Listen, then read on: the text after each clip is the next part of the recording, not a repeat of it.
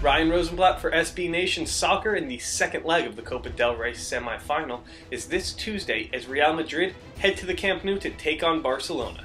And they head into this second leg level at 1-1 thanks to Rafael Varane, who scored late in the first leg to earn Real Madrid a draw, but it still wasn't a great result for Los Blancos.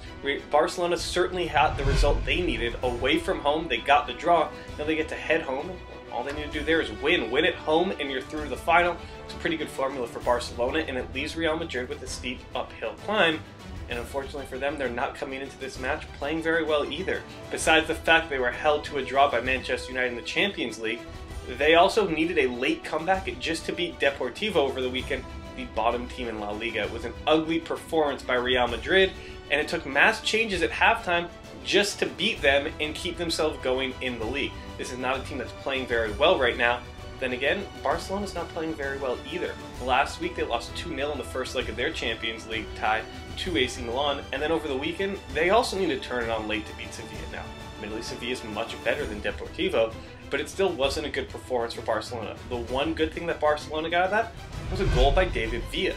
The striker's been out of the picture this season, first because of injury and then also because of a public spat with Lionel Messi, but he came back in over the weekend looking to give that attack a little bit of a spark after AC Milan completely stopped him.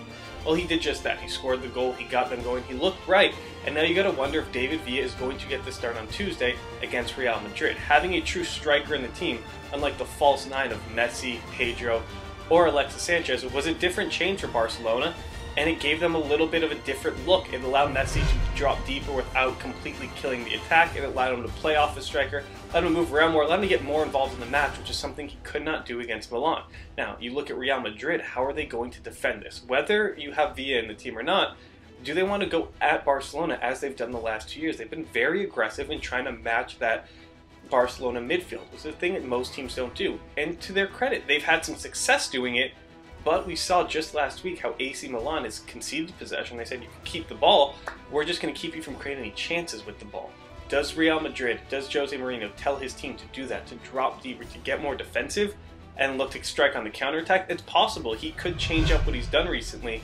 It's not a bad tactic away from home. The only concern with that is if they do that and can't get something on the counterattack, that's a 0-0 draw, and that sets them out of the competition on away goals, Barcelona through to the final. So it's going to be interesting to see how José Mourinho attacks this. One thing he will have to his advantage, Xabi Alonso and Karim Benzema are back in the team most likely on Tuesday. They've missed the last 2 weeks through injury, but they trained on Sunday, so they look like good bets to return.